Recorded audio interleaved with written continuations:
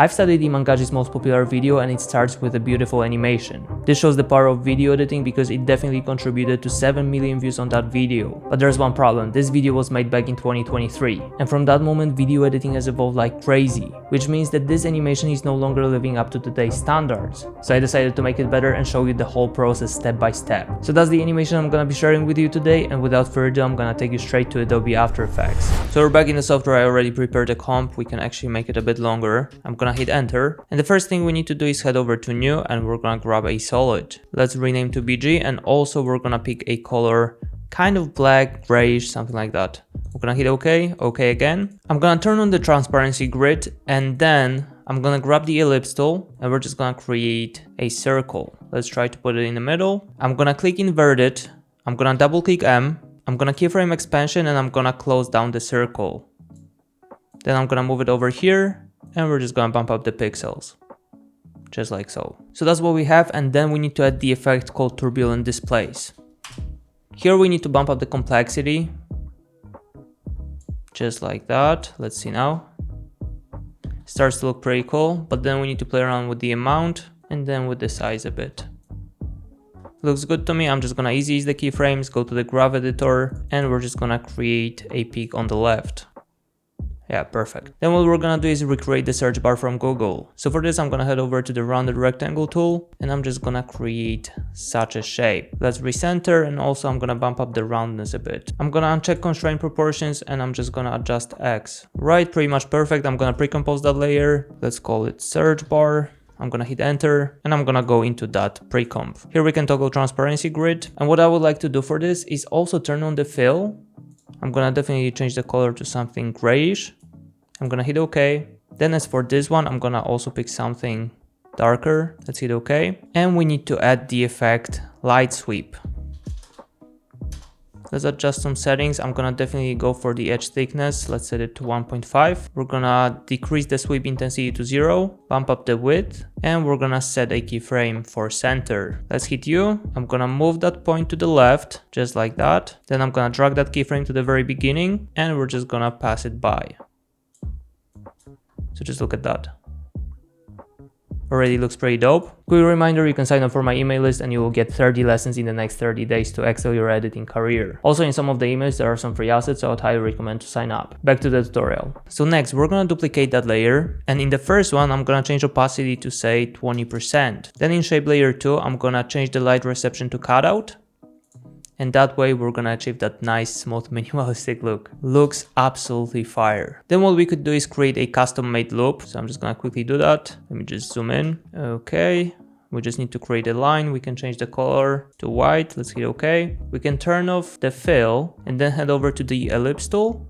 And we're just gonna create a circle while holding shift. I'm just gonna grab it and try to attach it perfectly. Okay, now we can put it somewhere here. I'm gonna recenter the anchor point, and I'm gonna bump up the scale. Probably went overboard a bit. I'm gonna change it to 130. Then I'm gonna grab the type tool, and we're gonna add the text, which is gonna be how to make $10,000 as a student. I'm gonna recenter, definitely change the font size like that. Recenter again, put it somewhere here, actually decrease the scale. And as for the second part of the sentence, I'm just gonna change the font style. So from this position, we're just gonna change it to semi-bold. Alright, pretty cool. Also, we're gonna add the effect called typewriter. And that's what we have so far. I'm gonna hit U, I'm gonna select both, and I'm gonna hit F9. So it's just gonna start a bit slower, then it's gonna be faster in the middle, and then again it's gonna slow down. I'm gonna go back to the first bottom layers, and I'm just gonna extend this a bit. And also we're gonna offset the text, maybe even more, so it goes on.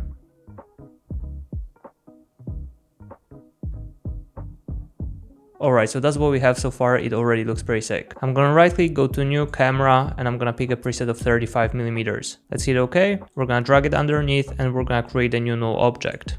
I'm gonna rename the null to cam control. I'm gonna parent the camera to the null, and I'm gonna drag that background below the camera. Next step is turning on the 3D on these two, and also we could change the color for clarity. Alright, now we need the text, which is gonna be Google.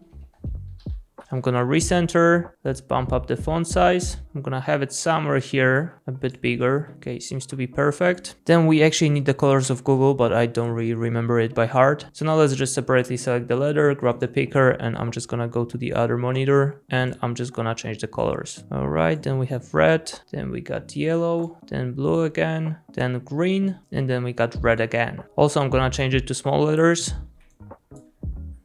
And now it's perfect. Now I'm just gonna grab something from ProEdit pack, which is gonna be a background. I'm gonna go to jitter, HD, and we're gonna grab the third one. So this is gonna be kind of an overlay, and I'm just gonna grab it and put it below the camera. Then all we need to do is just rotate it since it's for vertical ratio. Already looks pretty cool, but I don't really want it to be that intense, so we're just gonna decrease the opacity to 20%. And also I want it to be revealed together with the background. So for this, I'm gonna duplicate BG. I'm gonna rename to BG cover. I'm gonna head over to modes, and in track matte in our jitter, I'm just gonna change it to BG cover. So right now it's just gonna be revealed together with that effect. As for the Google, I'm also gonna turn on the 3D. I'm gonna open up the second view, and it's in perfect position. The only thing I'm just gonna do is slightly put it behind the search bar. Then I'm gonna trim it somewhere here, and I'm gonna add the animation from Motion Boost, which is gonna be Smooth Combo.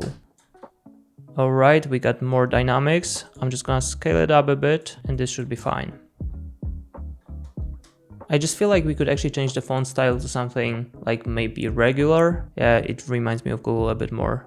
Or maybe, you know what, we're just gonna go in between, which is gonna be medium. All right, then I'm gonna head over to the cam control and I'm gonna hit P, create a keyframe for position. Let's put it somewhere here. We're gonna go to the beginning. I'm gonna hold shift, click R, keyframe Y, move the time indicator forward, and we're just gonna get closer. And also we're just gonna play around with Y rotation. I'm gonna select them all, easy ease, and let me just create some sort of a graph here. Like usual, I'm just gonna drag that peak to the left. Okay, pretty cool. Let's just make it a bit slower. So now I'm gonna add drop shadow to the search bar. I'm gonna bump up the opacity, change distance to 0 and softness to 150. Then we're gonna duplicate, and that should give us a nice separation between this and the background. So before and after. Then I'm gonna add deep glow to the Google. Let me just change the source opacity to 50, and maybe we're gonna bump up the exposure. All right, now I'm gonna head over to the search bar, and also I'm gonna add deep glow to our loop. Let's just bump up the radius, and it's already nicely matching the scene. All right, so now we need some effects. So for this, I'm gonna create a new adjustment layer. Let's rename to Lumetri Color. I'm gonna add the effect, and we're gonna head over to color wheels. I'm gonna drag that point more towards the blue. Okay, already really nice. And I'm gonna drag that slider a bit lower. Ooh, this is already looking so nice. Next, we're gonna add the effect called Vignette. I'm also gonna create another one, which is gonna be called Blur. Let's add Gaussian Blur. I'm gonna bump it up to 25. And in this one, we're just gonna double click the ellipse tool. Then we're gonna hit inverted, double click M. I'm gonna bump up the mask feather to 150. And let's just play around with mask expansion, just so the Google is tiny bit affected. It's already looking pretty cool, especially here when everything is blurry. But then what I would do is just add position keyframe to the search bar. I'm gonna drag it somewhere here, and we're just gonna drag it lower. Let's select both, hit F9, go to the graph editor, and regular procedure, which is creating a peak on the left. Let's just make it a bit faster.